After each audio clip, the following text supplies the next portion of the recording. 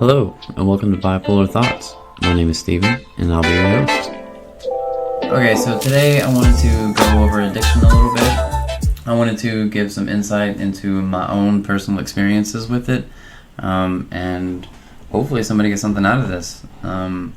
So I guess we have to start at the beginning, kind of where I first started using, and that would be in middle school. I started smoking weed with a bunch of friends. Now, before this, I was like super anti-drugs, like the whole Dare, Gruff McGruff, Crime Dog, and that kind of thing. I think the reason I was so like into that was because they had a fucking mascot who is a dog. I love dogs, and he looked cool as shit, and they gave out ribbons, constantly gave out ribbons. All the time. Red ones, white ones, blue ones, red, white, and blue ones, all the time. Giving out ribbons. And for a kid who has bipolar disorder and ADHD, you cannot put me in front of a fucking crime dog mascot and give me a bunch of ribbons and not expect me to fucking just lose my shit. And be 100% all in. Which is what happened. And then middle school came along. I felt like I wasn't fitting in with anybody. I didn't feel like I felt like I wasn't the cool kid or fitting in with the cool kids, so peer pressure got me and I started smoking weed. It wasn't until high school really that I started drinking at all. I did have a few beers before that, a few sips of beer before high school, but I never really drank. I may have had a couple of beers, like Mickey's or something, but nothing really crazy. So yeah, back in high school is when I really started drinking. A little bit heavier. It wasn't something. It was still very recreational. I wasn't. If anything, I was doing more cocaine and smoking more weed than anything else. Drinking just really wasn't my thing at the time.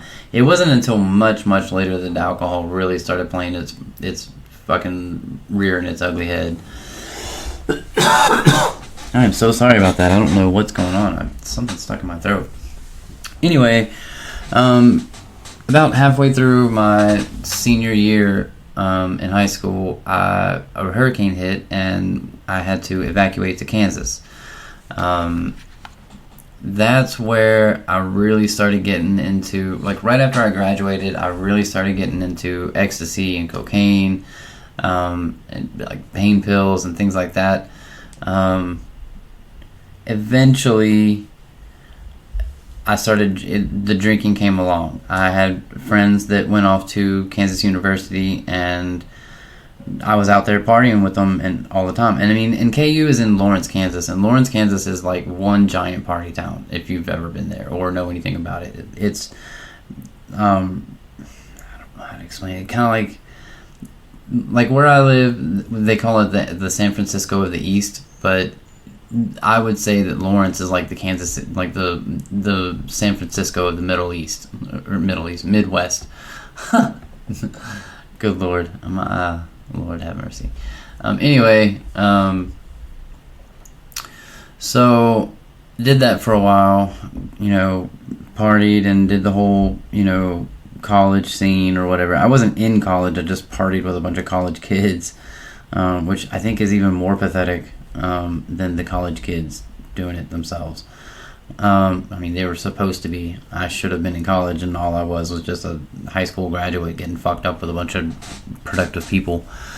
And then eventually I met a guy who at work who became my best friend, and I considered him to be like a brother. And he was not a great guy. Him and his family kind of screwed me over. But during my stint with them is when my drinking really started to kind of pull itself away from everything else. I still did a lot of cocaine and I still did a lot of other things, but drinking was really, really where that's where I really got my rocks off, that, so to speak. That's, again, I still smoked a lot of weed, and that was like my main thing. But alcohol had definitely started to, like I said, rear its ugly little head at this point, and I was drinking a lot. I mean, we were drinking handles of, like, $10 handles of cheap ass vodka, like Russian vodka, where it was written in Russian on the bottle, like not one fucking American word on this whole bottle. It was ridiculous. But I mean, and I would get blackout drunk, and do things that I never would do. I would never do them sober. Never do them sober. Like, I tried to fight an old lady once. I took a dog, dipped it in green paint, and then rubbed it all over my body. Like, fucking just dumb shit. And, like, I feel bad for that dog because I ended up giving it a bath. And, I mean, luckily, the paint was, like, water soluble or whatever, so it just washed right out. And the dog loved it, actually, because it got a bath, and it really liked those. But anyway, that's neither here nor there. And anyway, I just wanted you to know I'm not, like, completely a dickhead to animals. I have a dog, and we're best friends. But anyway, so we were drinking this nasty vodka and tequila, Jose Cuervo. Those were my two drinks. Beer, yeah, but that was more for, like, beer pong and shit. So we stuck mostly to the liquor. We did do some of those, like I guess they're called air whippets or whippets, but not like your typical ones out of, like, cheese cans or whatever. But, like, I guess these are popular too. But, like, the dusters that you would use to, like, clean your laptop or your computer keys and all that kind of shit, we were whipping those. And I only did it a couple of times because I didn't really like it. I was passing out and having seizures, and I was working, both Jeff and I were working at a, like, I'm just going to call him Jeff. I don't really want to say his real name, so Jeff was, like, kind of nobody's scared of a Jeffrey. Anyway, so we started working at a kind of higher end men's retail store, and we were walking around in, $200 pair of shoes, and $1,200 suits, not cheap shit. And this kid on our ride home from work would be doing these whippets and then drooling all over himself, all over this $1,000 suit, and I couldn't fathom that. That just made no sense to me. I mean, I come from a place where $1,000 is like, that's fucking rich. Like, you are rich if you got $1,000. So to be wearing $1,000 is just, I mean, I took care of those clothes better than I'd take care of, like, most anything else. It was ridiculous. And I mean, because I was proud of them, I mean, shit, wearing $1,000 is completely different than having $1,000. And this kid was just fucking ruining it. And I was like, no, this is not for me. And eventually, we ended up parting our ways. Like I said, they were not a great family, not great influences for me to be around. And I'm glad that I had my time with them, because it taught me about myself and the fact that, like, so I learned that I couldn't drink vodka. I learned that I couldn't drink to certain extents. Mostly I learned that I couldn't drink vodka. I think that's the number one thing. But I also learned not to trust people as willingly as I was. I was very naive, and I trust these people, and because I did, I almost got in a lot of trouble, and it just wasn't worth it, and I ended up moving. We ended up splitting our ways, and I ended up moving back to Texas, where I'm originally from, and I met I didn't really meet her. We were best friends in high school. Like, she was my best friend in high school. We did everything together. And I moved back to Texas, and her and I ended up hooking up, and we dated for 2 years. I mean, we had plans to get married. That was kind of the idea. And then she's an addict. She was bad off on Xanax pills, and she stole some stuff from a store and got arrested. And now in Texas, you have to be, I think at the time, you had to be like 25 to bail somebody out of jail. And I was only like 23, so I couldn't actually bail her out of jail. So her parents had to come down from like 4 hours away to come bail her out of jail in the middle of the night. And I told them, I said, take her with you because I can't. She's not gonna listen to me. I can't do anything. She's not gonna listen to me. So that was that. And then I met my ex-wife. So I guess I should tell you guys, I'm 35 and I have an ex-wife and 3 kids. So I've lived quite a fucking life. And so when I met my ex-wife, I was drinking, but I wasn't like. I had cooled down. I had chilled out a little bit. I wasn't getting too crazy with it, and it just wasn't that bad. Well, eventually, after I met her dad, that's when things started really taking off.